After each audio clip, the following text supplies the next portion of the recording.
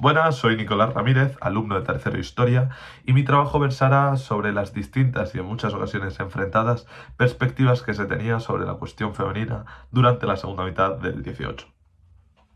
Lo haré apoyándome en lo escrito por Alicia Puleo en La Ilustración Olvidada, la polémica de los sexos.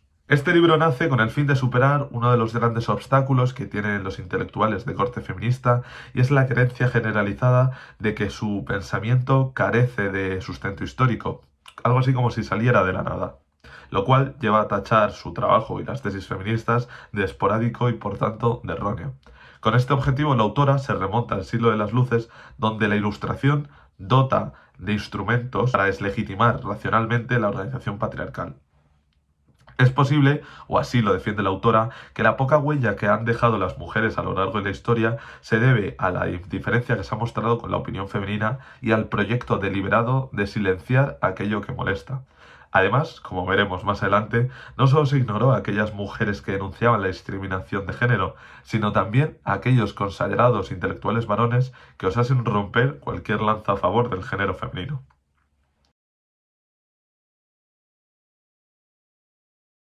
Comenzaremos hablando de los artículos que se dedican a la mujer en la Enciclopedia de Diderot.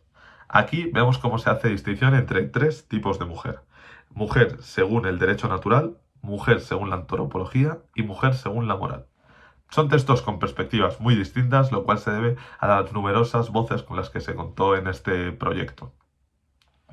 El primero, escrito por Joe Cort, identifica a la mujer como la hembra del hombre y contrapone el derecho natural al derecho positivo para defender la posibilidad de contratos de matrimonio especiales que permitan a ciertas mujeres conservar la autoridad. Es decir, acepta que en los matrimonios uno de los cónyuges ha de ser el líder, pero no considera aceptado que deba serlo siempre el hombre, pues entiende que cuando la mujer sea de rango superior, ésta ha de ser quien lleve las riendas. El autor usa el ejemplo de Isabel y Fernando, pues es sabido que Castilla montaba mucho más que Aragón. El segundo, cuya autoría corresponde al abate Mallet, expone las teorías de los atomistas de la época, fieles a la idea de Hipócrates y Galeno, de que los órganos femeninos de reproducción no eran sino órganos masculinos que no habían llegado a desarrollarse. Ante esto, el autor sugiere que esta concepción es una más de los prejuicios acerca de la inferioridad de las mujeres y señala como principales problemas a la deficiente educación que reciben y a su prohibición del divorcio. Mientras que los dos primeros artículos presentan algunos rasgos feministas, el tercero, escrito por Desmahis, comparte la idea de mujer doméstica de Rousseau.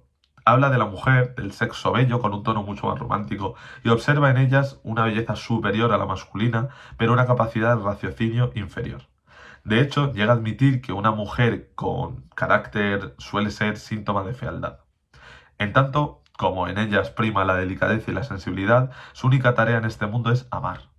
Pues su gloria, cito textualmente, es vivir ignorada, encerrada en sus deberes de madre y de mujer. También vinculado a la enciclopedia es interesante escuchar la voz del propio D'Alembert mediante las cartas que dirige a Rousseau. El matemático expresa todas las reservas que le inspiran las teorías del filósofo ginebrino sobre las consecuencias de la instrucción en el género humano. Reafirmando su fe en el progreso a través de la difusión del saber y a través de la educación, considera pues que abrir las puertas de la educación a la mujer traería múltiples beneficios a la sociedad como conjunto. Además, se apoyará en clásicos como Descartes, quien consideraba a las mujeres más aptas para la filosofía que los hombres. Pese a la firmeza de los argumentos de D'Alembert, parece que de poco o nada influyeron en el pensamiento de Rousseau, pues este continuará defendiendo que, cito textualmente de nuevo, toda la educación de las mujeres debe estar referida a los hombres, agradarles, serles útiles. Estos son los deberes de las mujeres y los que ha de enseñárseles desde la infancia. Como vemos, es una constante por parte de la corriente ilustrada que estamos tratando el pensar que las diferencias entre hombres y mujeres tienen su origen en la educación. No será diferente el pensamiento del barón d'Holbach, también colaborador de la enciclopedia. En su libro, Sistema Social, el barón critica la educación que se ha impartido a las mujeres, pues ha causado estragos en la felicidad y en la sociedad en su conjunto. Señala y critica también a la doble moral que condena a la mujer por ser seducida y que alaba y que acepta a ese hombre que se crece en su libertinaje. El autor además sabe vincular perfectamente esta crítica con una conciencia social y responsabiliza al gobierno de que la educación deficiente que se le da a las mujeres, especialmente en las capas más depauperadas, es lo que les conduce a la prostitución como método para sobrevivir. Sabrá, de igual modo, ver en el ideal de esposa algo que se salga de este modelo defendido de mujer dedicada plenamente a sus hijos y solicita una igualitaria educación para que las mujeres accedan a la ciudadanía y a las mismas funciones que los hombres dentro del Estado. Dejamos atrás la enciclopedia para hablar de Montesquieu y sus famosas cartas persas, las cuales se inscriben en una corriente general de sátira social y crítica sobre las ideas y creencias tradicionales europeas. Cabe decir que aunque las observaciones de Montesquieu sobre la dominación masculina no se traducen en su teoría política, son interesantes pues nos permiten tomar el pulso a las discusiones de la época.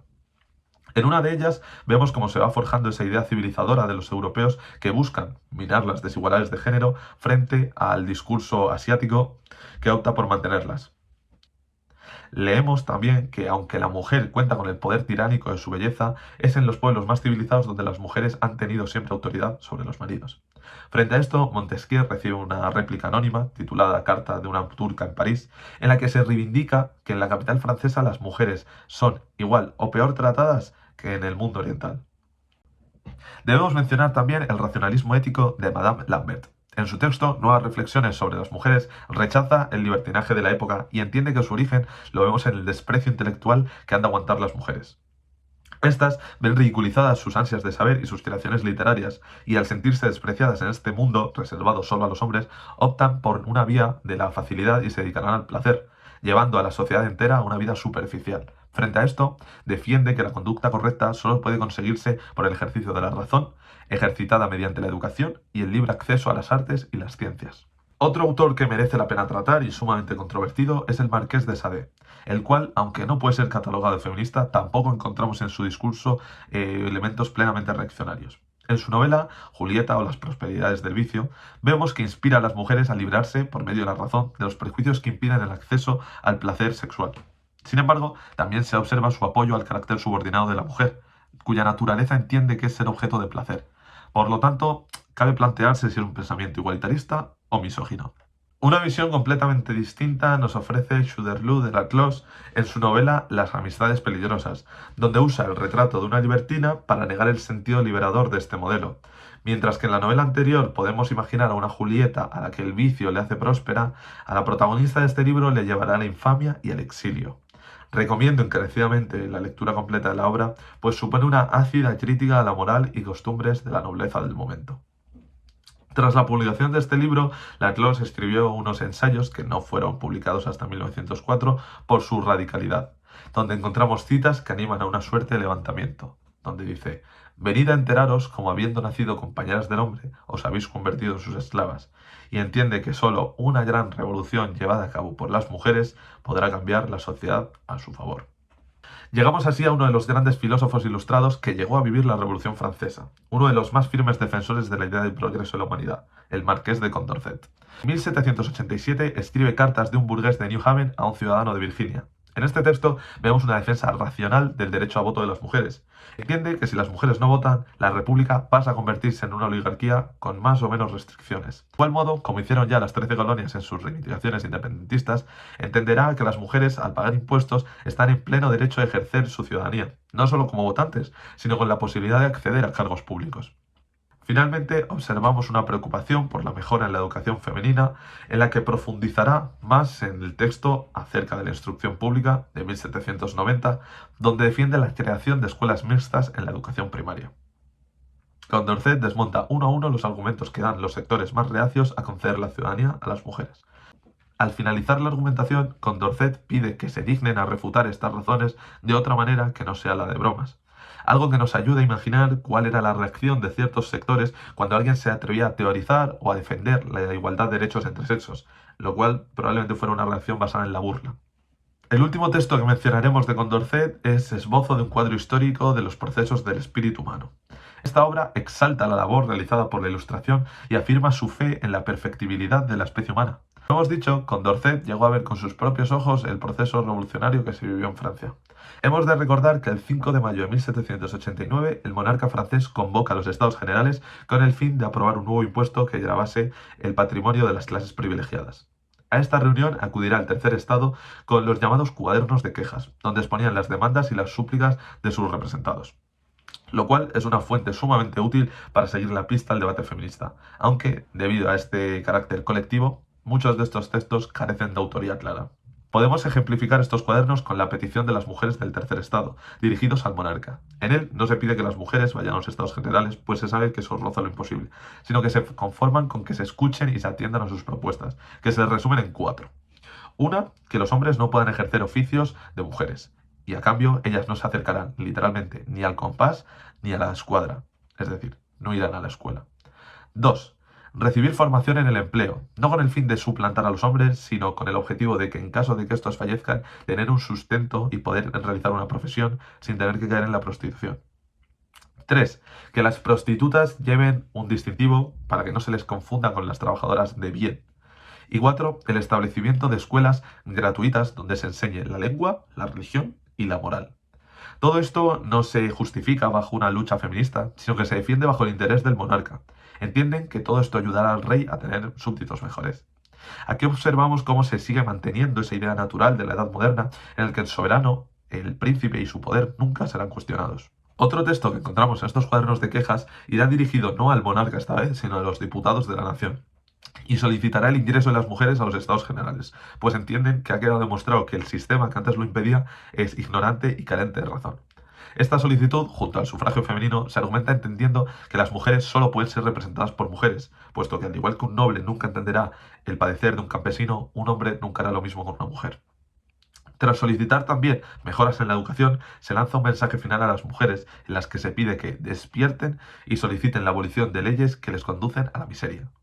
En algunas antologías de estos cuadernos vemos incluido uno titulado Petición de las Damas a la Asamblea Nacional, aunque es bastante probable que se trate de un cuaderno de quejas que fue manipulado para lograr el descrédito y el ridículo de las reivindicaciones feministas. Esta teoría cobra sentido cuando leemos el texto completo, donde vemos un lenguaje irónico constante para referirse a unas demandas femeninas con comparaciones descabelladas y solicitudes sumamente exageradas. También encontramos cuadernos que expresan los agravios y las quejas de las mujeres mal casadas, las cuales piden una ley de divorcio justa y una mayor igualdad entre el hombre y la mujer en el contrato de matrimonio. Consideran que las leyes que hasta ahora regían el mundo se basaban en la ignorancia y en la ley del más fuerte. Frente a ello, la razón debe conducir a una ley del divorcio que nos lleve a una sociedad más próspera, sin sumisión femenina y sin libertinaje masculino. Otra fuente sumamente interesante para analizar esta cuestión será la prensa. Las publicaciones dirigidas a las mujeres cambian radicalmente con los acontecimientos sucedidos en 1789. Pasarán de tratar temas relacionados con la moda y la estética a reflejar las demandas feministas. Aproximándonos ya al final de este trabajo, no podemos dejar de mencionar a la amazona de la Revolución Francesa, Thérèse de Méricourt, una mujer con breve pero intenso recorrido político en la Francia revolucionaria. De su boca saldrá un discurso pronunciado en la Sociedad Fraternal de los Mínimos el 25 de marzo de 1792. Es un discurso lleno de heroicidad, donde pide a las mujeres que se armen, puesto que es algo razonable para defender sus derechos y hogares, con el fin de devolver a los tiempos donde las mujeres deliberaban en las asambleas y defender la libertad.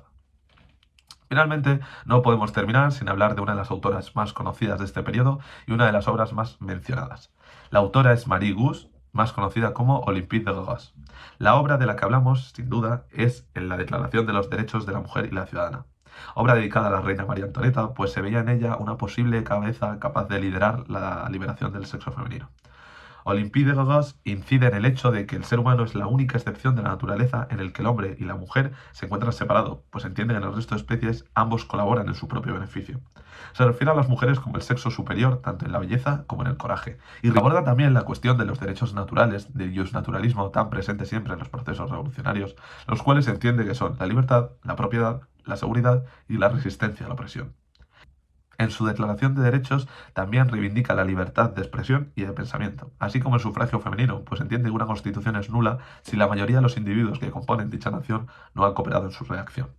En definitiva, todo este debate es fiel reflejo de ese periodo de cambio que se vive en el último tercio del siglo XVIII, donde todo parece ponerse en duda y en el que el antiguo régimen sufre una lenta caída de sus cimientos ideológicos que se materializará progresivamente en el derrumbe de sus estructuras sociales, políticas, culturales y filosóficas. De todo ello, creo que se puede extraer varias conclusiones. La primera de ellas es la desmitificación de la Ilustración como un pensamiento homogéneo y unitario. El siglo XVIII no fue únicamente una lucha de intelectuales ilustrados contra las monarquías absolutistas, sino que dentro de cada uno había constantemente debate en torno a la postura que se debía tomar ante ciertos temas. De hecho, incluso dentro de los que defienden la libertad de la mujer, cada uno lo hará atendiendo a unas razones distintas, por unas vías diferentes y con un fin opuesto al anterior. De ahí que se lleguen a posturas tan distintas y que encontremos textos de muy diversa naturaleza, desde la formalidad de la enciclopedia, la acidez satírica de Montesquieu, el poder influyente de la prensa y la reivindicación femenina en su máximo esplendor de Olympe de Gauguin. También es útil para comprender la importancia que dio el movimiento ilustrado a la educación. En la mayoría de los textos se apela a la educación como la vía que se debía seguir para alcanzar una sociedad más próspera donde las mujeres y hombres colaborasen por igual. Se busca este fin porque es lo racional, la razón como líder de todo pensamiento.